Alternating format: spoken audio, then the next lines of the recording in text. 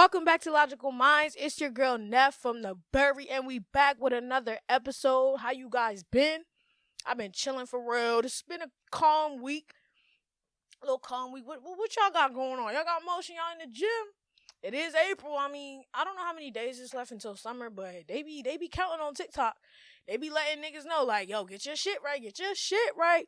I'm not gonna lie, I was doing a lot of laundry today. And I was realizing, like, okay, I got a lot of clothes for real. No cap. But I don't got a lot of clothes when it comes to like wearing out clothes. Like I done already made so many combos and shit. I'm like, nah, it's time to switch it up for real. So my go-to is Fashion Nova. If anybody was curious, Fashion Nova sponsor your girl.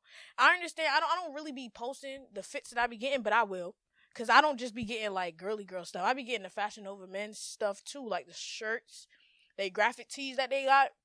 Maybe I should start doing that. Just start posting my Fashion Nova fits because I'm saying it right here, right now. I'm gonna get sponsored by Fashion Nova. Watch, cause I got too much of their clothes. I got hella clothes. That's damn near all I buy. Now I buy from other brands too, but like Fashion Nova is the most consistent if I'm keeping it a stack for real. But let's get right into the episode. All right, so I wanted to talk about this because it's basketball and it's women's basketball. So, you feel me?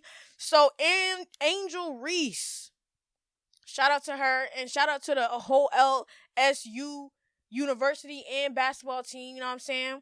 They got their championship, big dubs, you know what the fuck going on, you know what I'm saying? Some calm shit, you know what I'm saying? So, the whole controversy going down with Jill Biden wanting Iowa to go to the White House alongside with LSU, and I'm not gonna lie, I was like, what the fuck?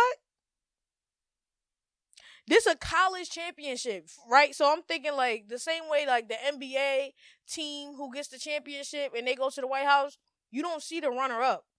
Example, last season, Golden State Warriors won the championship. They was going against the Celtics. The Celtics lost.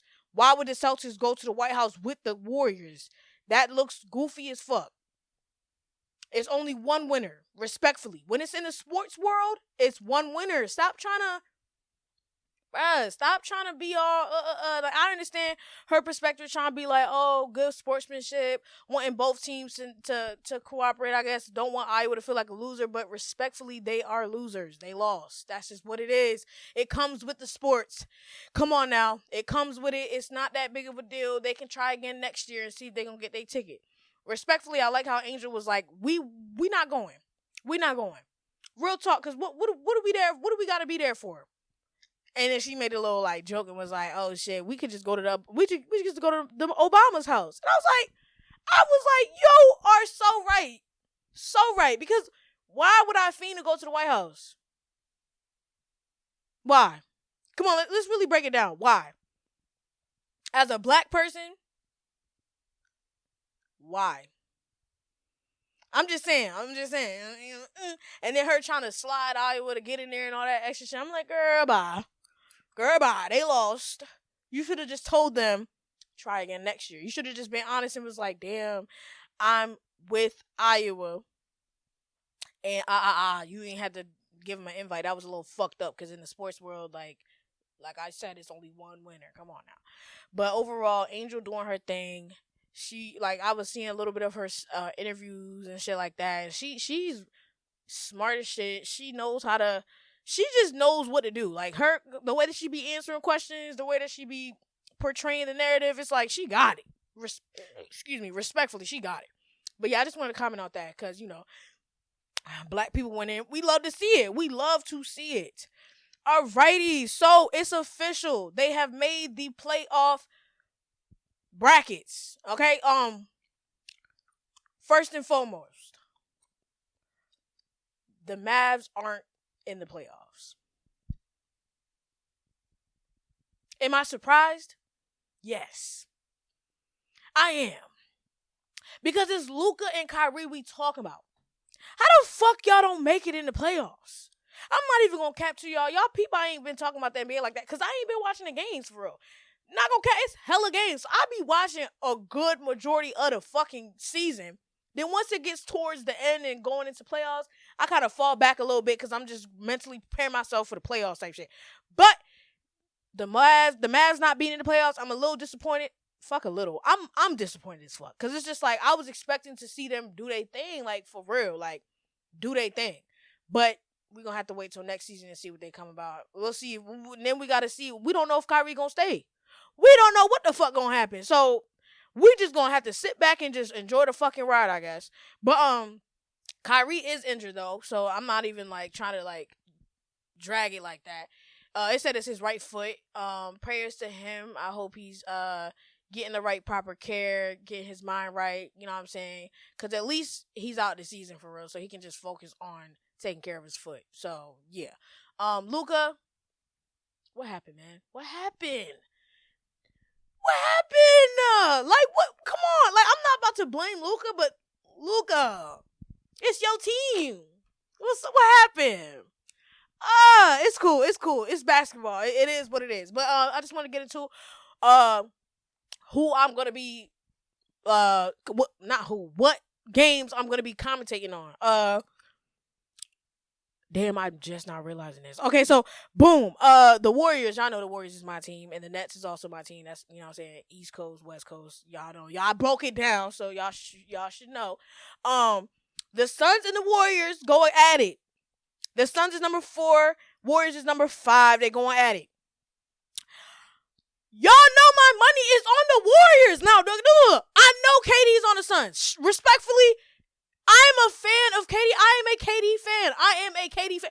But, bro, come on. You was not beating the Warriors. You're not beating them. In the playoffs, you're not beating them. It's going to be a good game. It's going to be a good games. I had to make sure I said that right. It's going to be a good series. That's overall. Simplify that shit. And then on the East, I'm going to be commentating on the Sixers and the Nets. Oh my God. My money is on the motherfucking Nets, bitch. Hey, you talking about? It's Brooklyn. Yeah. But, not gonna cap, the Sixers do got a one up on us because when they would play us during the season and shit, they was beating us. So I'm like, ugh, this is a series. Oh no, but I'm going to put my money on my team, Brooklyn. I don't care. So those are the two series that I'm going to be actually like investing my time and energy into. Now I'm seeing over here who's in the play-ins. On the West Coast, it's the Timberwolves. I think that's the Timberwolves. Is that the Timberwolves? Yes, the Timberwolves and OKC go at it in the play-in tournaments to get the 8th seed. And then the second the second play-in series is the Lakers and the Pelicans.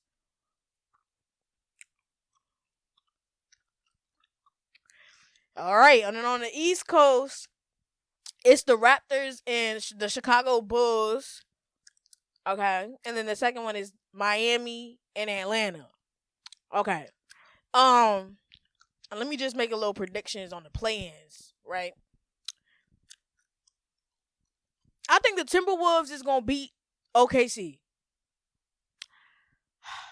I have a feeling that the Pelicans is gonna beat the Lakers, but if the Lakers win, it's like, okay, whatever. I don't, you know what I'm saying? But I think the Pelicans is gonna win. What else? And on the East Coast, the Raptors and Chicago. I think Chicago gonna win. I think Chicago gonna win against the Raptors. And Miami versus Atlanta. I think Miami gonna win. I don't know. I think Miami gonna take that one. Yeah, and then they're gonna have to beat, because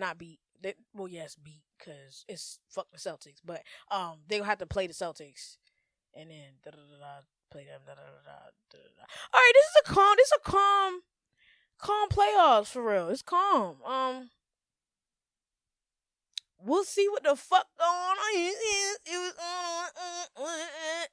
It's a good day in the NBA. And then, okay. All right. Yeah, I just want to get all that basketball shit out the way. And then I wanted to bring it down a little bit. Going back to the Moon Soul Child chapter books that I was reading earlier on my earlier episodes, bringing it back to that. I still haven't gotten no books yet, but I'll let you know when I do. You know what I'm saying? But for right now, I'm just gonna go based off the tweets that they tweet. Um, this passage. Oh, I'm chewing mad. Like, hold up. I'm gonna just calm down on the chewing because I'm forgetting this is a little pod. Y'all hearing me for real? Okay. This passage is about transparent love. This is what it states. I want to thank you for loving me, even if it wasn't enough or the way I deserved. I needed your love, as intangible as it was. It brought tranquility before the storm. It helped me adore myself more. It highlighted the compassion I was lacking for myself. I was devoted to you, blindly, stubborn. I was unstable and cruel to my own heart. It was almost like you were a sad song. When one I kept overplaying because it ignited something in me until you sucked all the tenderness out of me. I no longer wish to hit replay. That's some deep shit. Okay, so off rip, it's about transparent love. And this is what I have to say about transparent love before we get into dissecting what the passage is saying. Transparent love to me is like you're being raw. You're being as honest as you can be with that person. Because at the end of the day, that's all you need to be. You need to show up as yourself. You know what I'm saying? You be transparent. Don't try to tell somebody what they want to hear. Tell them what they need to hear. Tell them something from the heart, from the soul, like some real substance behind it. You know what I'm saying? And then on top of that, with the transparent love, I feel like you got to be able to know how to communicate in a way where you can identify your emotions. You are able to give a synopsis of them. You're able to acknowledge things that are within yourself because you just have that level of self-awareness. You know what I'm saying? So I think that also plays factors into the transparent love. But let's get back into the passage and let's start off on the first part. It says, reiterating it, I want to thank you for loving me even if it wasn't enough or the way I deserve. So it's starting off with the gratitude. It's starting off with understanding that, knowing that the love wasn't as I wanted it to be, I'm thankful for it either way. That's how you know somebody is like really tapped in with themselves for real. Because even though it may have ended, you're still thankful for it. You're not bitter about it. You're not out here trying to, you know what I'm saying, create fires and shit. You just trying to stop them and walk away because you understand it's not for you no more. And then they continues to say, I needed your love, as intangible as it was. It brought tranquility before the storm. Just expressing like, I needed it. I needed your love. I didn't realize how much I needed it until after it ended, and being into that, and just being more aware of how you were in that relationship and stuff. So that's a beautiful way of like, expressing that. And then it says it helped me adore myself more, which is like, sometimes you go through rough patches in life to remind you of how much you need to be pouring into yourself so that you're not, you know what I'm saying? You know what I'm saying? Hating yourself. So yeah, adoring yourself more is like, that's just the awareness right there. And then it highlighted the compassion I was lacking for myself. I was devoted to you, blindly and stubborn. Oh my God, that I can relate to so much because like when I'm in a relationship, I'm somebody who's very devoted to that person because you're my person. I'm supposed to be. I'm supposed to know everything about you. I'm supposed to learn you. I'm supposed to know all your sides and be able to have patience for you. Just the whole nine. Like, so yeah, you know what I'm saying? There's nothing wrong with being devoted to someone. If anything, that's I believe that's how you're supposed to be in a relationship, a romantic relationship where you truly love that individual. Yes, you supposed to be devoted to them. So yeah, you feel me? And then start stuff by saying, I was unstable, cruel to my own heart, and that sometimes do be happening when you devote. See, that's where the balance comes in, because you can be devoted to somebody so much that you start to be cruel to your own self. You start to downplay you, and then I can tell you this right now, that is not, it's never gonna come back as a thing for you to keep doing. Like, you could be devoted to someone and also be devoted to yourself as well, because you also deserve the love that you pour out. You know what I'm saying? So off rip, understand that there's a balance. What else?